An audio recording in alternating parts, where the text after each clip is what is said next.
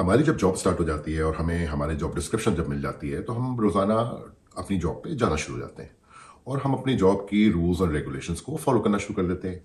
लेकिन हमें उस वक्त भी अपना जो हमने कॉन्ट्रैक्ट साइन किया होता है उस पर हमने इतना गौर नहीं किया होता है। लेकिन थोड़ा सा जब टाइम गुजरता है और हमारी एक्सपीरियंस बढ़ना शुरू होता है और हमें अपनी जॉब की अंडरस्टैंडिंग आना शुरू होती है तो हमें इस चीज़ का अंदाजा होता है कि जो हमारी जॉब है उसके अंदर 4 चीज़ें हैं जो हमें फॉलो करनी है। सबसे पहली जो चीज़ उस जॉब में हमें फॉलो करनी होती है वो उसके अहकामात होते हैं। अहकामात में हमारे जो हमें रोज़ाना आकर के हमें अपने काम करने होते हैं वो हमारे अहकामात होते हैं। दूसरी कमिटमेंट जो हमें उस जॉब में मिलती है वो ये होती है कि हमें अपने हकूक़ुल इबाद भी देखने हैं उस जॉब के अंदर। यानी कि जब हम अपने कोलीग्स के साथ डील कर रहे हैं तो हमने उनके साथ सही से डील करना है। जब हमने सीनियर्स के साथ डील कर रहे हैं तो हमने रिस्पेक्टफुली डील करना है। जो हमारे सामने हमारे कस्टमर्स आएंगे तो हमें उनको अच्छी तरीके से ट्रीट करना है।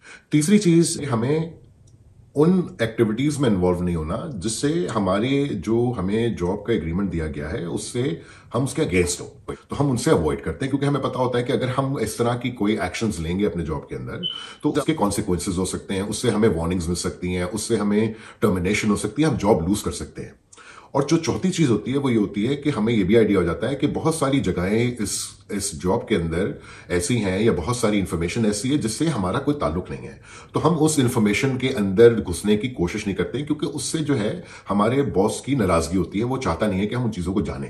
तो इस तरीके से हमारी ये जॉब कंटिन्यू होती है और जब हमारी जॉब कंटिन्यू होती है तो हम इस जॉब को कंप्लीट करते हैं रेस्ट ऑफ आवर लाइफ और इसी तरह इस कॉन्शियस लाइफ को लेकर के गुजरते हैं क्योंकि हम एक सक्सेसफुल जिंदगी गुजारना चाहते हैं, क्योंकि हम एक सक्सेसफुल एम्प्लॉई होकर के जॉब को कंप्लीट करना चाहते हैं ताकि हमें उसके रिवॉर्ड्स मिले और हमें उसके बेनिफिट्स मिले और उसके हमें प्रमोशंस मिले। और एक वक्त ये आता है कि हम अपनी रिटायरमेंट पे आ जाते हैं और जब हम रिटायरमेंट पे आते हैं तो हमें रिटायरमेंट के वक्त में फेयरवेल करके खुशी के साथ रवाना कर दिया जाता है। और जब हम इसको कुरान में देखते हैं तो हमारे कुरान के भी 4 ही हिस्से हैं। हमारा ये जो कॉन्ट्रैक्ट है इसमें भी इसके 4 ही हिस्से हैं। पहले हिस्से में हमसे अल्लाह रब्बुल आलमीन की रिक्वायरमेंट्स जो है वो अहकामात की हैं।